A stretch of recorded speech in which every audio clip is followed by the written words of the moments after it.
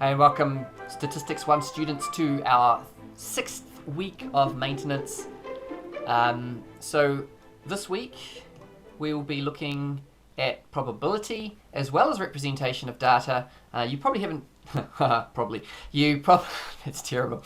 You probably haven't done heaps in probability yet.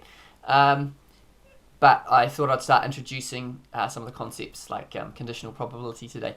Okay, so this first one here is again a coded data kind of question, and we've got to find the variance and speed. So remember, we often have been finding standard deviation, which is the square root of the variance. So we just need to find variance essentially for this one. Okay, so we've got 22 cars. It's probably pretty important. We've got these different kilometers that they're traveling per hour, and we've got this data which is coded, and we've got to find the variance and speeds. Okay, now we know variance of the speed. So we know that the variance is like a measure of spread, and it doesn't change when you're just adding or subtracting when you're coding like this, just adding a 50 or subtracting a 50 or something like that. Okay, so it will be the same for the coded data as it is for the actual data that's uncoded. So in this case, the variance is going to be oh, wow, that's horrific. The sum of x minus 50 squared over n minus the mean squared.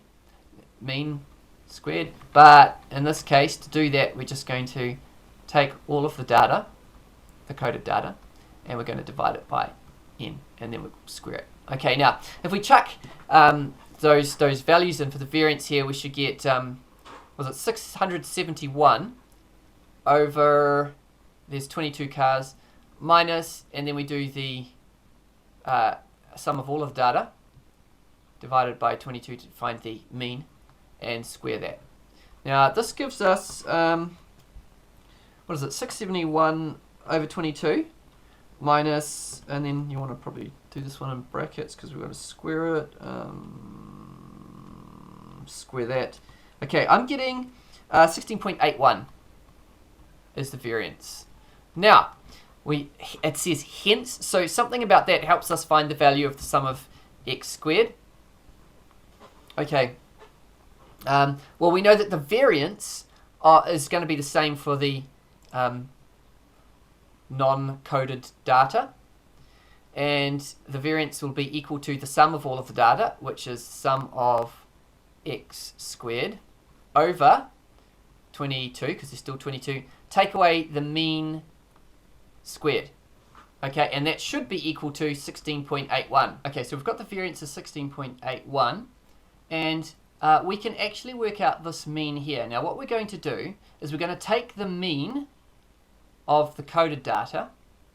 We don't want to square it, so the mean of the coded data is 81.4 over 22. Then we're going to add the 50 that we subtract from each piece of data, because that's how much the mean's changed, and that will give us the new mean. So what do we get? 81.4 divide 22 is 33.7. Then we add 50, so we get 53.7. So now we can chuck this in as our mean. Now, all we need to do at this point is just do a little bit of algebra. Okay, so we bring everything across, so we add that 53.7 squared, so 16.81 plus 53.7 squared, and then we're going to times by 22, and that should give us that the sum of x squared is equal to, and I get 63,811. Okay. Now, this next question also is a past exam question. In fact, they all are today. And we've got some money spent on clothes by 27 people to the nearest $10. This would be me, right?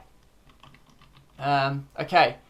Now, construct a stem and leaf diagram of the data. So, since we're going to 570, what we could do is down the left-hand side we can have 0, 1, 2, 3, 4, 5, right? And then we'll have our line going down like this. And then we can have our data. So 1, 4, 6. So I'll put a key down here, key. So O-1 equals 10. And then 1 dash 0 equals 100. Okay, so there's my key. That should make sense for people. Oh, we need an 8 here as well. We've got 100, 130, 140, we've got 140, 140, 150, 150, 160, 160. Good gracious me, how many 60s has we got? 4. I don't know that this was the best way of doing this, but I'm stuck with it now, aren't I? And then 310, 450. I think it's probably what I have to do.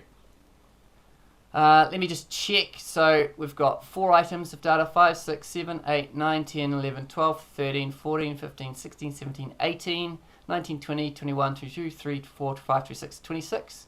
I've made a mistake somewhere, haven't I?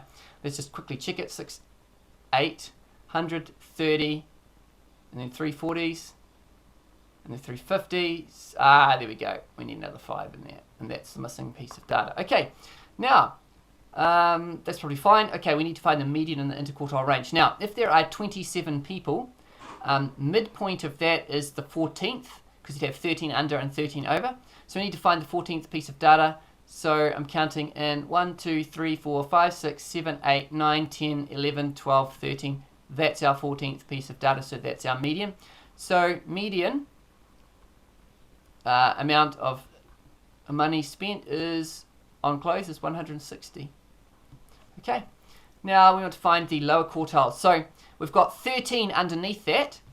So what's half of 13? 6.5. So we're looking for the 7th item of data. 1, 2, 3, 4, 5, 6, 7. So this is our lower quartile. Right. And then the upper quartile, we've got 13 above the median. So we want to find the 7th value, which is half of that. 1, 2, 3, 4, 5, 6, 7. So this is equal to $210. Okay, so there we go. Now an outlier is defined as any value which is more than 1.5 times the interquartile range. Okay, so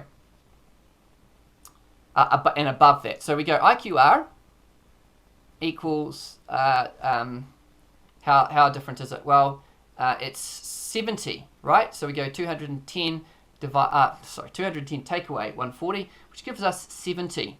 Now 1.5 times 70 equals what's that? 105. Okay. So, what's 105 lower than the lower quartile? So, anything below.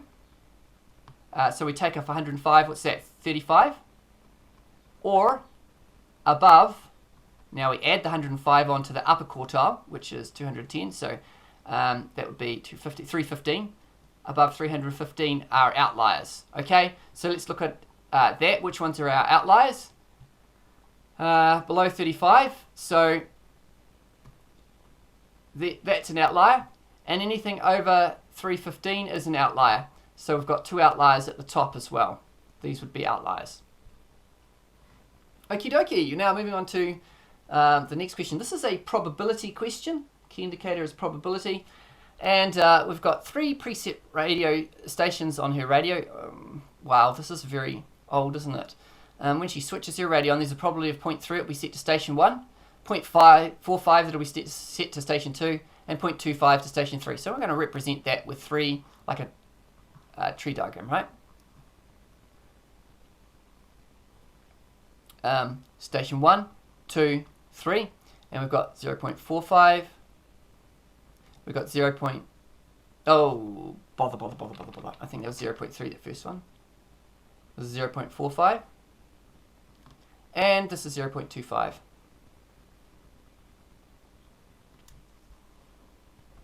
On station 1, the probability the presenter is a male is 0.1. So male 0.1, which means obviously that female, this is back in the old days, so is 0.9. They won't be allowed a question like this nowadays, hey? Okay, station 2, the presenter is male is 0.85. Whoops, so this is male, 0.85, which means that female must be 0.15. It's a 1. I'll just fix it up, 1.5. And on station 3, male is probability of P, and obviously female would be 1 minus P. Now, what's the other data that we've got? When Maria switches on the radio, the probability that it is set to station 3 and presenter, male, is 0.075. So in other words, we're talking about this branch here. So 0.25 multiplied by P equals 0.075.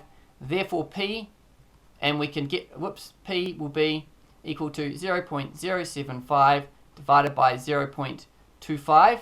And what does that equal? Well, you can check it, but we've got what we need, which is 0.3. Okay, so we've shown that P is that, which means if this is 0.3, this must be 0.7. Okay? Given that Maria switches on and hears a male presenter, find the probability the radio was set to station 2. So we're wanting probability that it's radio 2, so 2 given male, okay? And that is equal to the probability of 2 intersection male over probability male, okay? So the first step is to do 2 intersection male.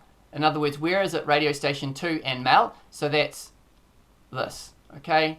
So on the top we have 0.85 times 0.45.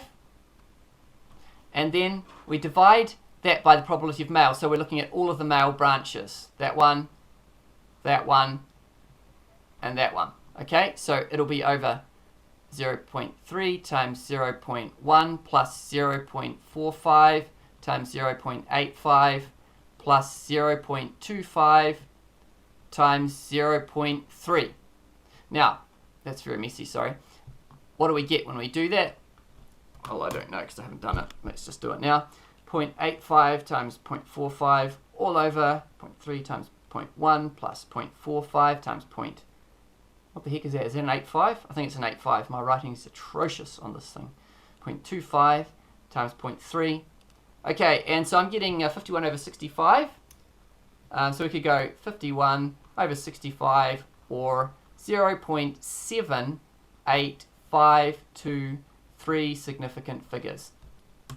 Okay, well I hope this makes sense, team. I hope that's been helpful to you.